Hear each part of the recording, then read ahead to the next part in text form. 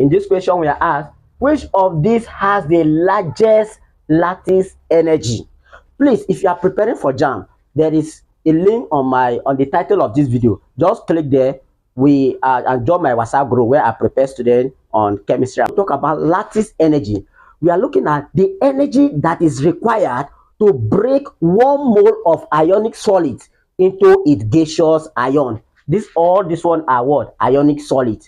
Now, the energy that is needed to break this 1 mole of this ionic solid into a gaseous ion is what we call lattice energy. Which one will require the highest energy among these options given? Now, let me tell you, there are a lot of factors to use and determine the lattice energy, but I'm going to give you only two that will help you to determine, when you see a compound like this, how to determine the lattice energy of that compound. Number one, you have to look at the ionic radius.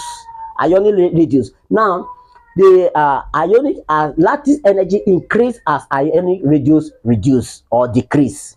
Are you following? Lattice energy increases as ionic radius decrease. Number two, lattice energy increases as the ionic charges increase. Of this one, firstly, you have to determine the ionic radius of this one. Two, you have to look at the ionic charges. Now, let's dive into the question. Look at sodium chloride. Sodium and chlorine. Sodium has, how many charges are there? We have 1 and so how many total charges is what? We have 2 charges.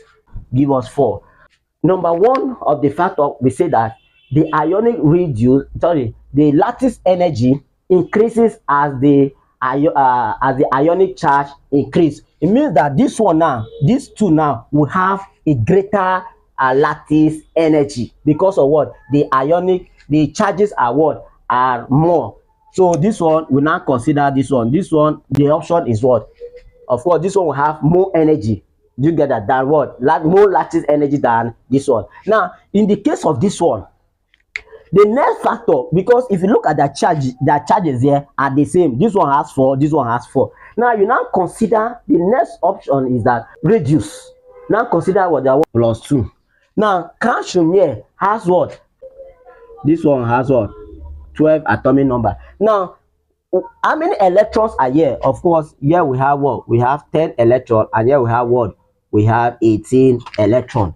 Do you get that? It means that the size of this magnesium ion is smaller than the size of what? Calcium ion. Therefore, this magnesium ion will hold more, the electrons there are more closer to the nucleus. So there is a great force. There's a great force between the electron and the proton in the nucleus. So the energy that will require to break this magnesium oxide will be more than the energy that is ionic radius. Now is the magnesium ionic radius is smaller than what? Calcium ionic radius. So our option is what? Our correct option is what? Option C. For more of this video, do well to like this video. Please don't scroll without not liking this video.